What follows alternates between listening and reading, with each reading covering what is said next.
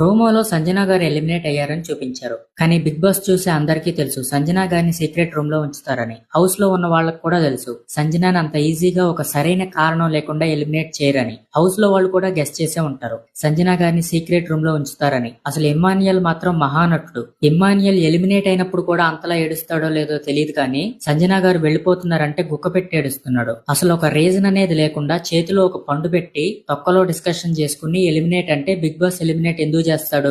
అందులోనూ సంజన గారు లాంటి ఒక స్ట్రాంగ్ ప్లేయర్ ని ఎలా ఎలిమినేట్ చేస్తారు? అసలు బిగ్ బాస్ సీజన్ 9 ఒక ఊపు అందుకుందంటే అది సంజన గారు వల్లే. నిన్న ఎపిసోడ్ లో దివ్య వస్తువులు దొంగతనం చేయడం కొంచెం చిరాకు తెప్పించింది. అలా కొన్ని తప్పితే ఓవరాల్ గా సంజన గారు సూపర్ ప్లేయర్. ప్రస్తుతం ఉన్న అప్డేట్ ప్రకారం సంజన గారిని సీక్రెట్ రూమ్ లో ఉంచుతారని హౌస్ లో వాళ్ళకు కూడా తెలుసు. కాబట్టి ఒక 2 రోజులు అలా సీక్రెట్ రూమ్ లో పెట్టి తీసుకొస్తే అంత కిక్ ఉండదని ఈ దసరా పండుగ అయిపోయే వరకు సంజన గారిని సీక్రెట్ రూమ్ లోనే ఉంచి పండుగ తర్వాత సంజన గారిని మరలా హౌస్ లోకి పంపాలని బిగ్ బాస్ తీసుకున్న డిసిషన్. ఇన్ని రోజులు సీక్రెట్ రూమ్ లో ఉంది అంటే సంజన గారు నిజంగానే ఎలిమినేట్ అయిపోయారని హౌస్ లో ఉన్న వాళ్ళు అనుకుని అప్పటి వరకు వీళ్ళ గేమ్ చూశాక సడన్ గా సంజన 2.0 వర్షన్ దించాలని డిసైడ్ అయ్యారు. హౌస్ లో మీకు బాగా చిరాకు తెప్పిస్తున్న కంటెస్టెంట్ ఎవరో కామెంట్ చేయండి.